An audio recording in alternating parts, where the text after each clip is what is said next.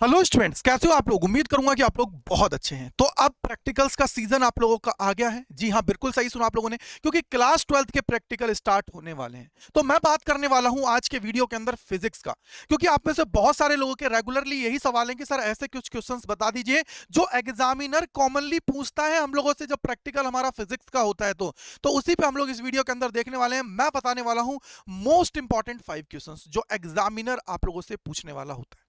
चलिए देखते हैं। सबसे पहला क्वेश्चन होता है एम एंड एपरेटस।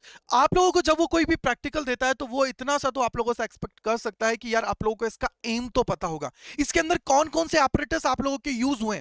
लाइक अगर आप लोगों ने कनेक्टिंग वायर्स को यूज किया है तो कनेक्टिंग वायर्स उसके बारे में आपको पता होना चाहिए।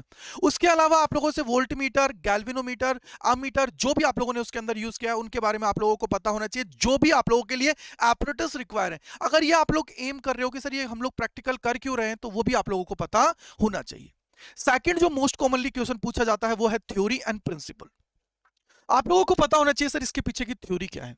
लाइक अगर मीटर ब्रिज की बात की जाती है तो ये किस प्रिंसिपल पे वर्क करता है, इसकी थ्योरी क्या है, कौन सा इसका बैलेंस पॉइंट होता है जहां पे हमारा रेजिस्टेंस का रेशियो इक्वल होता है, कैसे आप लोगों का ये फाइंड आउट होता है। तो इनके बारे में आप लोगों को नॉलेज होनी चाहिए। जो भी आप लोगों को दिया जा रहा है उसकी अगर थ्योरी आप लोग उसके अंदर लिख रहे हो तो उसके बारे में आप लोगों को पता होना चाहिए। ये नहीं कि सर कहीं से भी देख के हम लोगों ने लिख दिया, ऐसा बिल्कुल भी नहीं होना चाहिए। थर्ड जो मोस्ट कॉमनली पूछा जाता है कि what should be the resistance of an ideal voltmeter and ammeter, कि सर जो हमारा आइडियल वोल्ट मीटर होता है और एमीटर होता है इनका रेजिस्टेंस कितना होता है, उसके बारे में आप लोगों को नॉलेज होना चाहिए। और सबसे जो कॉमनली आस्क्ड किया जाता है वो है ओम्स लॉ। तो भाई आप लोगों को ओम्स लॉ ये बोलते हो ना, V is equal to I R, ये बिल्कुल भी नहीं बोलना है। आप लोगों को याद होना चाहिए जो पोटेंशियल डिफरेंस के आप लोगों की जो पूरा का पूरा स्टेटमेंट है ना, वो याद आप लोगों को होना चाहिए, नहीं तो फिर बहुत गड़बड़ हो जाती है, एग्जामिनर वहीं पे आप लोगों का मार्क्स काट लेता है। फोर्थ पॉइंट है कि तुमको कौन सा चैप्टर अच्छे से आता है।